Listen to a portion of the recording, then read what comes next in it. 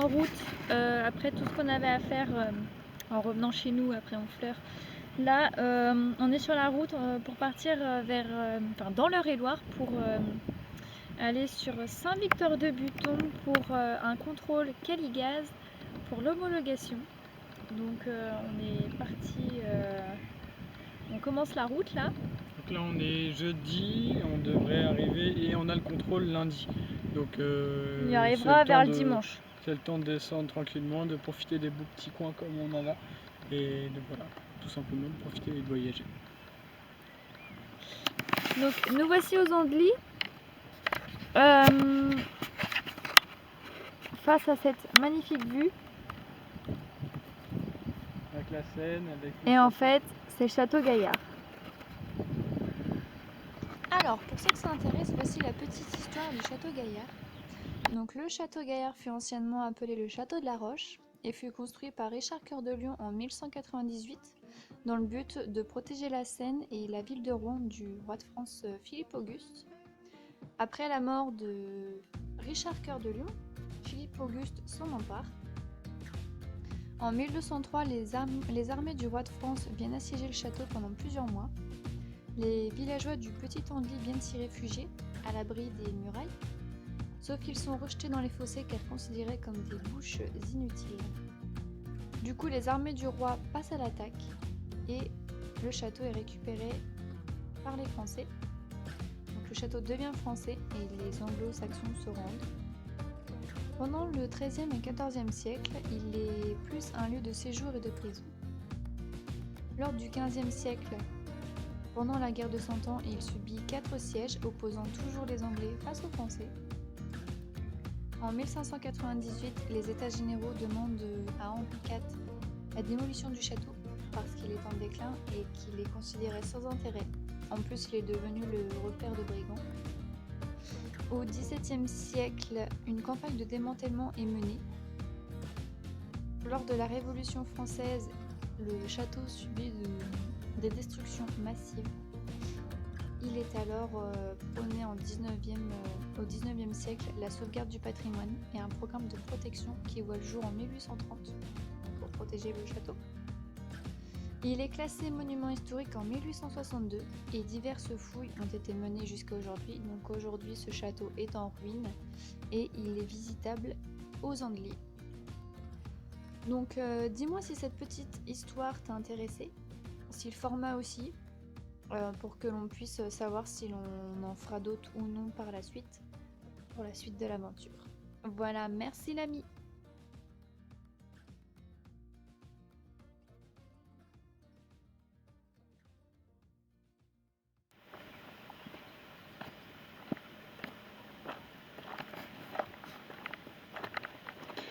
Donc là ça devait être un ancien bâtiment.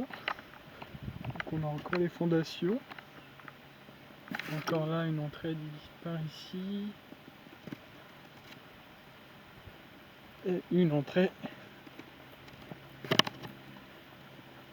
par là. Donc je sais pas du tout ce que ça pouvait être.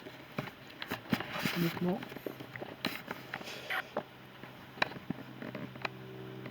Là, hop. C'est vraiment beau en tout cas. Là je ne sais pas trop ce que c'est, il n'y a pas d'inscription nulle part. Mais il y a un petit sous-sol. Ah, ça devait être, je sais pas, il y a du foin. Alors honnêtement, ça serait que moi, j'irais faire un tour. Parce que j'aime trop ce genre d'endroit. Il y a une espèce de porte là-bas. Franchement, ça me donne trop envie d'y aller. Mais bon. C'est vraiment dommage de tout fermer. Ah, ici il y en a un qui est sauf. Je sais pas si vous voyez. Mais il y a de l'eau. Il y a des bouteilles d'eau. Elle me semble pleine en plus. Enfin, je sais pas trop.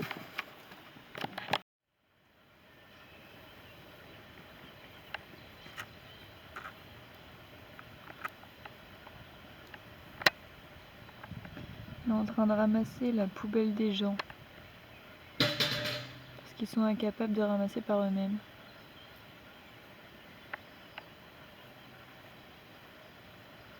Ouais.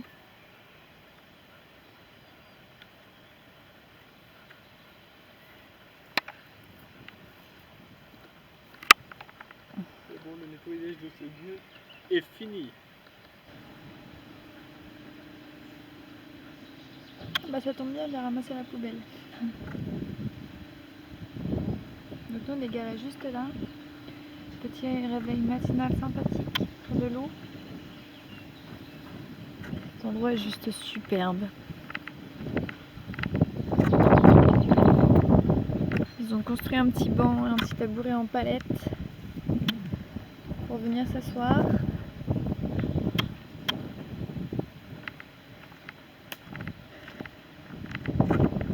Là-bas aussi, est-ce qu'il faut pour s'asseoir? Et on a une cabane à livres.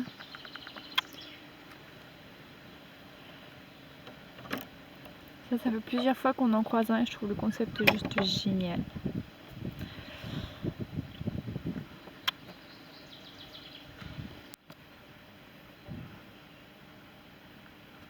Oui. Bien.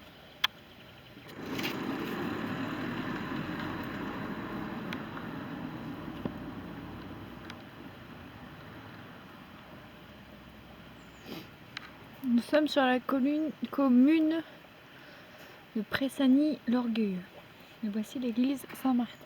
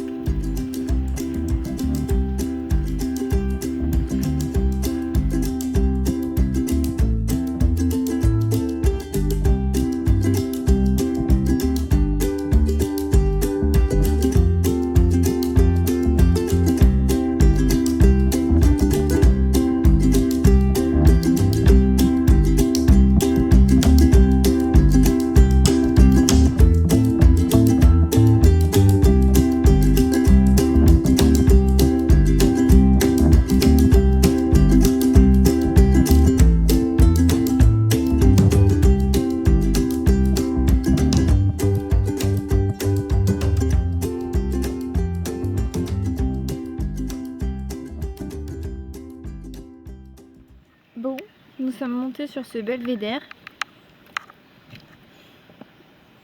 pour prendre de la hauteur et admirer ce magnifique paysage.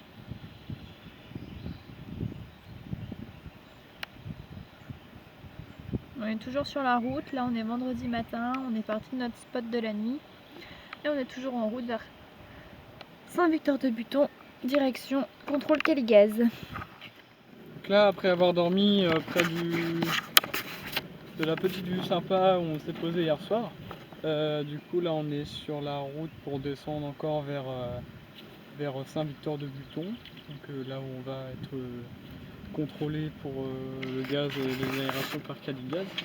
Du coup on s'est arrêté dans un... Là du coup on est presque à Dreux, on est à même pas 5 km de Dreux, donc on est bientôt arrivé, enfin encore 40 km je crois à peu près. Et du coup on est sur la route et on a vu ça, donc c'est sympa, ça devait être un aqueduc avant.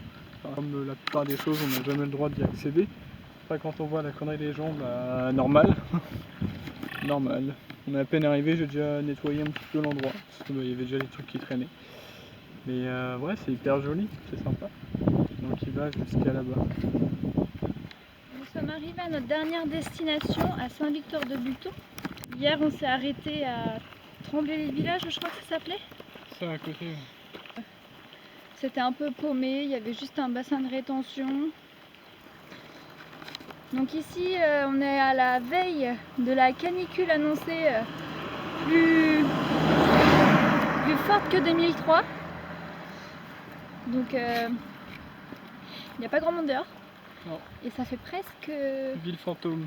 C'est ça, ville fantôme, à l'exception de la voiture qui vient de passer. Il n'y a personne dehors. Depuis qu'on est sorti, il y a seulement 2 voitures qui sont passées. Donc En fait, on est garé à côté d'un parking, enfin Un petit parc. d'un petit parc de jeux d'enfants et d'une mare, et on a vu personne. Donc à mon avis, c'est trop chaud. Tiens, regarde, il y a un truc de verre. Donc nous sommes dans l'Eure-et-Loir, c'est ça? On est dans l'Eure-et-Loir, hein? Ouais. On a À la frontière de l'Eure-et-Loir et de l'Orne. Et ici, le paysage est très irrégulier. Donc ouais. C'est sympa. C'est très verdoyant. Et il fait trop bon ici puisqu'on est à l'ombre. On est bien là.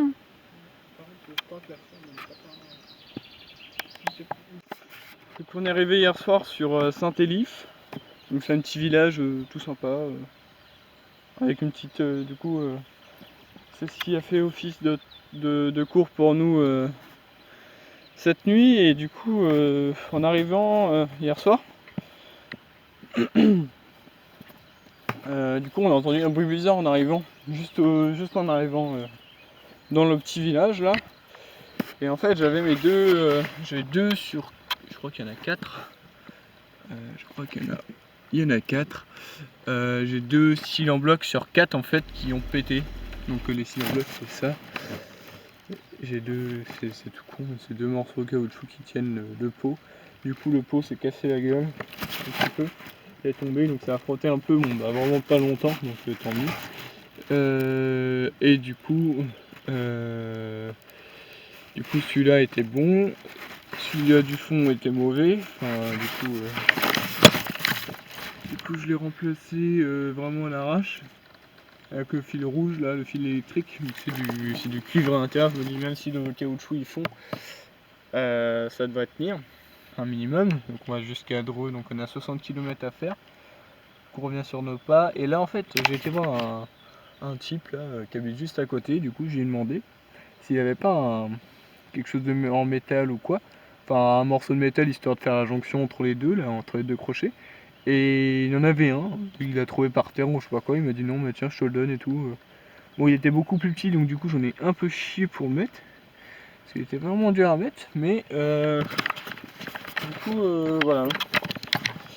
Du coup sympa petite matinée comme ça, on devait aller à la base se promener. Milka on y va. Et du coup voilà c'est le jeu, hein. Il y a des bonnes choses et des mauvaises choses. Hier on a... Et du coup, si on va sur Dreux, c'est parce qu'on revient en Normandie, donc on remonte, donc c'est bien sur notre route. Donc là, on repart direction Dreux. Et après, on se posera certainement un petit peu après Dreux si on trouve un coin sympa. Le monsieur est arrivé en démarrant le camion et en fait, il m'a apporté ça. Il m'a dit tiens, bah, j'ai un fil de fer finalement qui traînait, j'ai trouvé, donc je te le donne, même si ça ne sert pas, mais au moins il m'a dit qu'il aimerait qu'on l'aide si jamais il était en galère. Voilà, je pense qu'il faut aider les gens et là on en a une excellente preuve. Donc voilà.